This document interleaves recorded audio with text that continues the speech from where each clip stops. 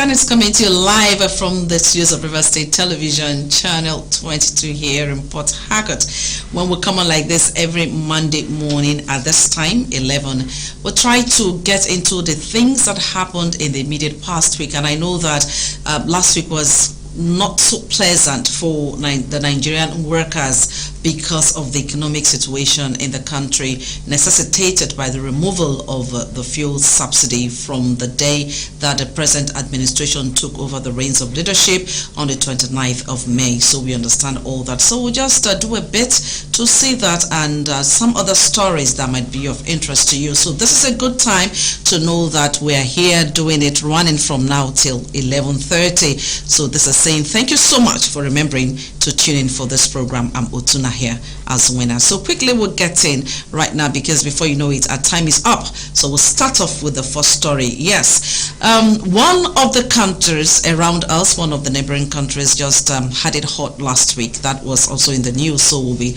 looking at it. We'll start off with that and then we'll talk about other things. Now, the Security Committee of the Economic Community of West African States, ECOWAS, comprising military chiefs of some West African countries, Friday said they would give diplomacy a chance in the Republic of Niger over current activities of junta in the country. The chiefs of defense staff from Togo, Sierra Leone, Senegal, Nigeria, Ghana, Liberia, Guinea-Bissau, Gambia, Cote d'Ivoire, and of course Cape Verde and the Republic of Benin stated this at the end of their two-day high-powered delegation meeting.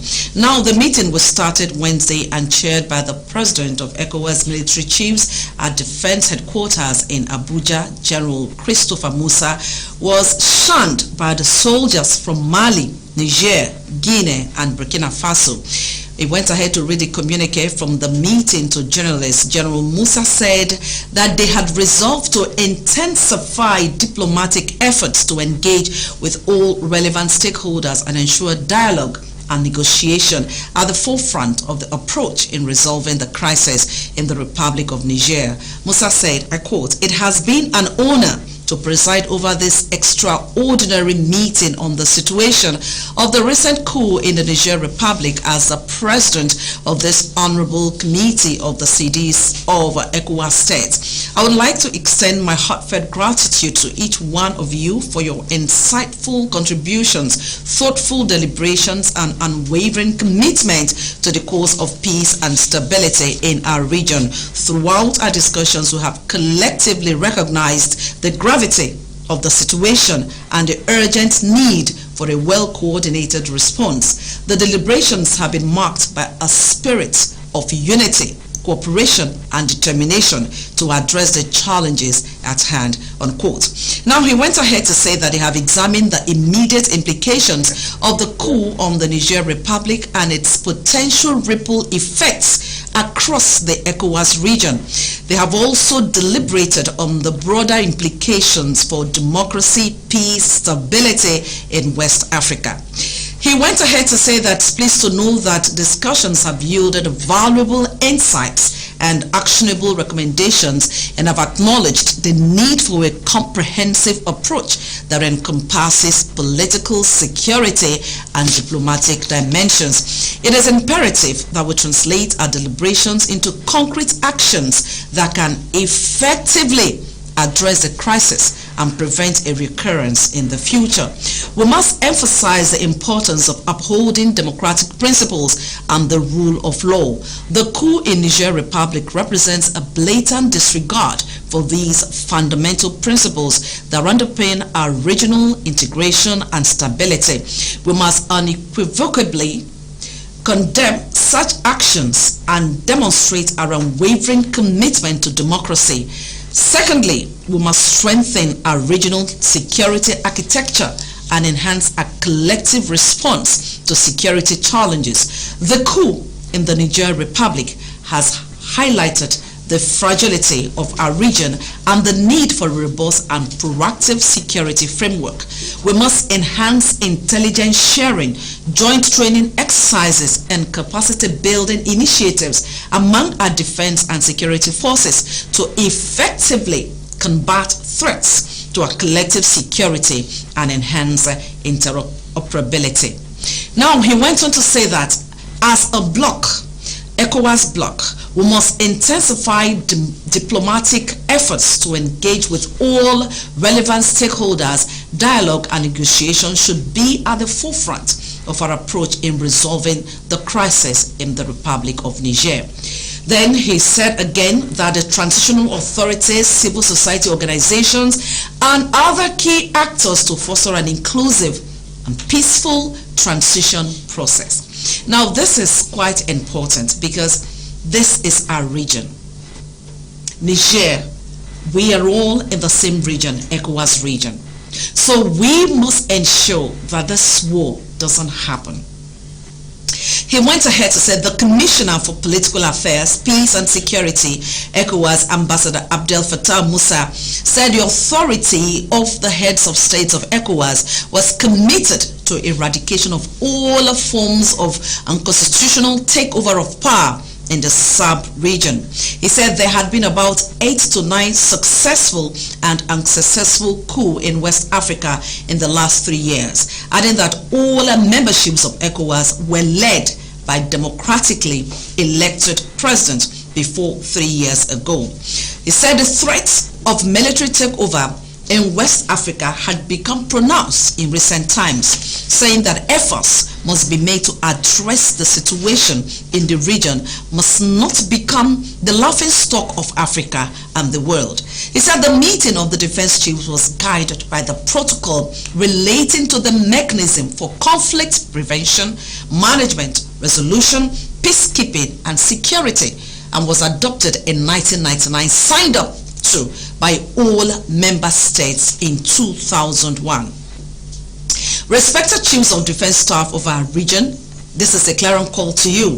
This is a test of the will of our militaries to demonstrate that we are having a democratically minded military whose responsibility is the protection of the state. So the diplomacy is being given a chance to succeed, and like we said, the military option is the very last on the table, and if we can avoid that, a peaceful resolution is our preferred option, but we have to prepare for all eventualities. Yes, we must uphold the democracy that we enjoy in this bloc.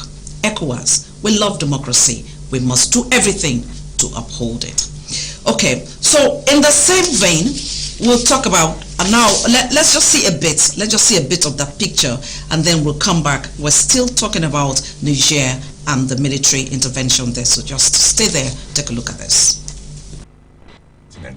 We have acknowledged the need for a comprehensive approach that encompasses political, security, and diplomatic dimensions. It is imperative that we translate our deliberations into concrete actions that effectively address the crisis and prevent a recurrence in the future. ECOWAS will not be used for coups. Democracy is what we stand for, and democracy is what we sustain. We must intensify our diplomatic efforts to engage with all relevant stakeholders. Dialogue and negotiations should be at the forefront of our approach in resolving the crisis in the Republic of Niger. I'm happy that is being done and that is being carried out. The Commission be left in doubt about the determination of the heads of state and government of the ECOWAS about the need to put an end to the military coup contagion, which, if not stopped today, nobody will know when it is going to end. There is a steely determination by our heads of state and government to put an end to it and to make an example of Niger, to make sure that never again are we going to allow the disruption of the region's move towards democratic consolidation in our region. That is the determination. The defense. Okay, in the same vein, the federal government has closed. Now we're talking about Niger. We're still talking about Niger. The federal government has closed the country's border with the Republic of Niger following the recent military takeover in the West African country. This was as President Bola Tinubu Friday wrote to the Senate seeking its support for military intervention against the junta in the Niger Republic. The Nigeria Customs Service Acting Controller Bashiru Adewale had Friday in Magama, Jibia, Nigeria's border with the Niger Republic, officially announced the closure of all Nigeria's land borders with the neighboring country as a result of the current political development there. The boss said the closure of land borders order was issued by President Tinubu in line with the decision arrived at by ECOWAS. Now recall that Tinubu, Nigeria's president and the chairman of the Economic Community of West African States, had on Sunday met with some fellow ECOWAS leaders to discuss appropriate ways to restore democracy in Niger. The leaders of the West African Regional Bloc met to discuss sanctions to be placed against the military personnel who toppled Mohamed Bazoum on July 26. The leader of the junta, General Abdurrahman Chiani led, was said to be considering recalling the Nigerian ambassador to Nigeria after failing to come to terms with ECOWAS and Nigerian delegations on the need to return democracy to Niger. Speaking of the closure of the Nigerian border with Niger, Adewale declared that there would be no movement of goods from Nigeria to Niger and vice versa until further notice. The customs boss said, I quote, "My being in Magama-Jibia, Nigeria border with the Niger Republic is to announce the total blockade of movements of goods to the Niger Republic through all Nigeria land borders." He said working in synergy with other sister agencies will enforce the blockade order as given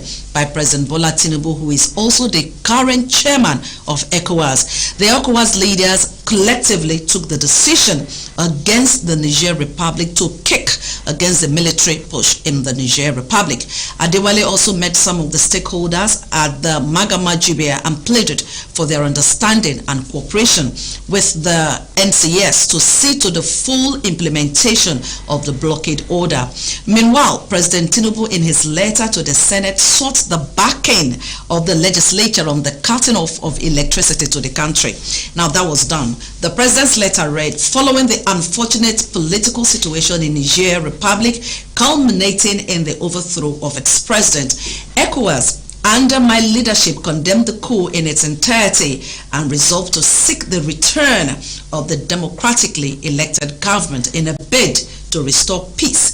ECOWAS convened a meeting and came out with a communique, unquote. The president further sought support for military buildup and deployment of personnel for military intervention to enforce compliance of the military junta in Niger should they remain recalcitrant, closure and monitoring of all land borders with the Niger Republic and reactivating of the border drilling exercise, cutting off electricity supply to the Niger Republic, mobilizing international support for the implementation of the provisions of the ECOWAS communique. The letter further read, preventing the operation of commercial and special flights into and from Niger Republic, blockade of goods in transit to Niger, especially from Lagos and eastern seaports. Tinubu also told the Senate that the country was embarking on the sensitization of Nigerians and Nigerians to the imperative of these actions, particularly via social media. In another development, the Northern Stakeholders Forum had cautioned against the use of military power towards tackling the military coup in Niger Republic, calling for diplomatic options to address the situation. Now, Senator Suleiman from Kano, Kawu from Kano, the spokesperson for the forum, said this when he briefed newsmen in Abuja Friday. So seriously, everyone is hoping that this war does not happen because Nigeria will be affected in a huge way. Okay, that's enough for Niger Republic, enough for ECOWAS, enough for Nigeria. Of course, we know that president is in charge of ECOWAS, and we are the big brother. We are the big brother. Nigeria is a big brother of ECOWAS countries, and of course a big brother in Africa. You can't just talk about Africa and not talk about Nigeria. So you're talking about ECOWAS, you must mention Nigeria. You talk about the AU, you must mention Nigeria. So we are that strong, and we hope that this whole thing, as much as they are being diplomatic, everything will move smoothly and there won't have to be war. Okay, so we'll move on to another story here, and this one will actually be of interest to especially the nursing mothers. You would like the story, those that are expecting. Okay, now our story here has it that the National Food and Nutrition Committee and the Federal Ministry of Health Friday took its public place campaign on exclusive breastfeeding to public servants and residents of Federal Capital Territory Abuja in commemoration of the World Breastfeeding Week. Now, this is even as the federal government has disclosed that it would soon approve 6 months, get it right, yes, I said 6 months compulsory maternity leave for all the working mothers across the country. Good news. The awareness campaign themed Enabling Breastfeeding, Making a Difference for Working Parents was organized, and as we can see this, it's been organized in collaboration with the USAID, Scale Up Nutrition, Helen Keller International, UNICEF, GAIN, Save the Children, Action Against Hunger, Breakthrough Action, World Food Program, and Nutrition International, among others. Now, speaking on the awareness campaign, the director, head micronutrient deficiency control at the Federal Ministry of Health, Chief Urakba John, said the essence of the campaign was to enlighten the public, especially the working mothers, on the importance of breastfeeding, because when you breastfeed a child exclusively, the immunity of that child is built against diseases and infection, unquote. He went ahead to say that breastfeeding is significant in the life of every human being. We are all mammals and we are created to breastfeed our babies when they are born. So when the mother is not there to breastfeed and when they are born, they suffer greatly in terms of growth and proper development, because the enablement of immunity and protection from the mother's breast will not be there. So breast milk is what the whole world is celebrating to encourage our mothers, both working class and full-time mothers, to breastfeed their children. It is not a matter of breastfeeding. You must exclusively get that. You must exclusively breastfeed your child for you to get the best out of that breast milk. So when you breastfeed a child exclusively, just know that the immunity of that child is built against diseases and infection. That's important. So if you give a child exclusively breast milk for 6 months, you have equipped the child nutritionally, and by the time you introduce whole food, complementary food, the child will be able to grow properly. It will get all the antibiotics and all the needs to survive. The essence of the campaign is to keep on encouraging our mothers and organizations to provide enabling environment for our mothers to breastfeed. This is why government, in their wisdom, has approved the 16 weeks for maternity leave and pushing for 6 months, which we are getting feelers that it will soon be approved. Even at that, some states have approved 6 months and even given fathers for 2 weeks. They are pushing more. If they can approve 4 weeks, they will accept that. Now, addressing journalists, Country Director of Nutrition International, Dr. Sita Okonkwo, said they were involved in the campaign for exclusive breastfeeding because many working mothers are disenfranchised and sometimes they lose their jobs or may not be allowed to breastfeed because of workplace policies, which is true.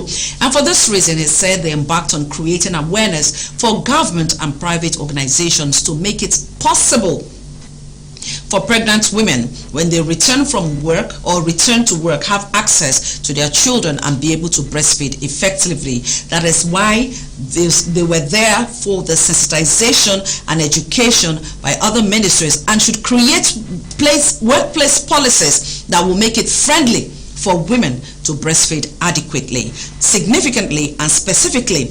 I quote, "We want people to see pregnancy and child delivery not as a problem, but the way to go, in the sense that we will provide at least 6 months maternity leave for women to be able to breastfeed their children, and also for those who have gone to work to see where they can comfortably breastfeed their children. Essentially, exclusively breastfeeding for 6 months and complementary breastfeeding for 2 years. Yes, you do exclusive for 6 months, but you carry on for 2 years. So it's not that you just breastfeed the child for 6 months and that is that. No, you do exclusive breastfeeding for 6 months, and then you run complementary breastfeeding for 2 years. That's what the doctors are advising. It's quite important. So this is good news for expectant mothers. This is also good news for nursing mothers. We didn't get this when we were making the baby. So if it comes at your time, enjoy it as much as you can. Enjoy your 6 months at home. Better still, enjoy breastfeeding that baby until that child is 2 years. Okay, so we'll move on to our next story at this time. Let's move on to our next story, and this one has to do with the core members. We know that for some time now there have been talks here and there, should NYSC be scrapped and all that. But let's hear, this is coming from one of the states in the country. You know that people would just want to go to a place and stay, do their 1 year and go back to their respective places. Well, the story has it here that no fewer than 800 core members of the 2023 batch B Stream 1 posted to Benue State by the National Youth Service Corps for the 1 year mandatory service have applied to be redeployed out of the state. Now you'll be wondering what happened. This was disclosed by the state governor, Reverend Father Hyacinth Aliyah, on Tuesday at the closing ceremony of the Batch B Stream 1 orientation course held at the NYSC camp in Wanune, Tarkwa local government area of the state. Imagine where the governor had to disclose this. Now, he was disturbed by the development. However, the governor immediately announced a monthly stipend of 15,000 naira for each core member posted to the state. So, according to him, say henceforth, each core member posted to Benue State will be paid 15,000 naira monthly by the state government, while the medical doctors will be paid 100,000 naira each. So, is it that the core members in that state, in Benue State, were not being taken care of, and so you post them there, they apply for redeployment to any other state? And so the governor saw the need. Okay, let's make them happy. Let's give them a reason to stay. Let's add 15,000 naira. If that will make them stay, let's let them have food and make them happy to stay. And so he did that. Let's see how it goes. If the core members have been posted to that state, posted to Benue State, will stay. We know that when they come to River State, oh, the good thing is go to our NYSC camp in the country. We are proud to say that we have one of the best camps in the state, so you can go and verify. Yes, go and verify. That's the truth. So if they want to redeploy from Benue State, it's a good step, but it's not enough. Something should be done, whatever be the need. Why, you find out the reason why they all want to leave and make the place beautiful, make the place acceptable, make it look nice, so that other people's children can come there and would want to stay and serve the country for 1 year before moving on. Okay, our time is running out now, so we'll just quickly touch the last one, and then I'll be out of this place. From what we gather, we know that Nigeria is, so many things have been happening, and some persons have not been comfortable, especially when it comes to education. Now, the story here has it that some parents and educators have taken to Facebook page of the Concerned Parents Educators Forum to complain about the examination malpractice they witnessed during the National Common Entrance Examination. Yes, Common Entrance, Primary 6 transiting to secondary school. Worrisome. The comments made references to the unethical conduct of the invigilators who were seen calling out answers to the children during the exam, which took place on the 22nd of July. What is happening? Nigeria, what is happening? What is happening to us really as a nation? What is happening to education in this country? We call out politicians for being corrupt. We need to talk to ourselves. Parents, we know that there are some bad eggs that are encouraging exam malpractice. We also know that there are some examiners that are encouraging malpractice, but not for the ones that are just transiting from primary school to secondary school. What are you teaching them?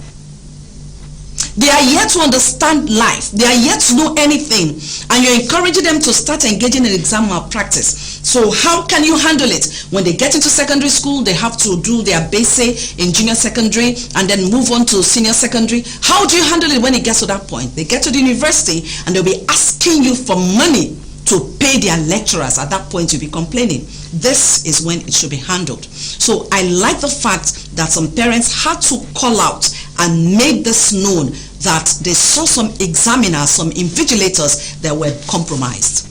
This should be handled. This should be nipped in the bud. The earlier, the better. This is our Nigeria. We all must put hands together to ensure that we move this country to a greater height. Well, that's how much we can run today on the program. Editor Speaker, thank you so much for being part of it. Remember to join us next Monday at 11 as we run through very pertinent issues. Until then, I'm the editor, Otuna here as winner. Good morning. For those burning issues, get full details every week as we bring you clearer pictures of happenings around the world as the editor picks the latest information. Editor's Pick. Join us.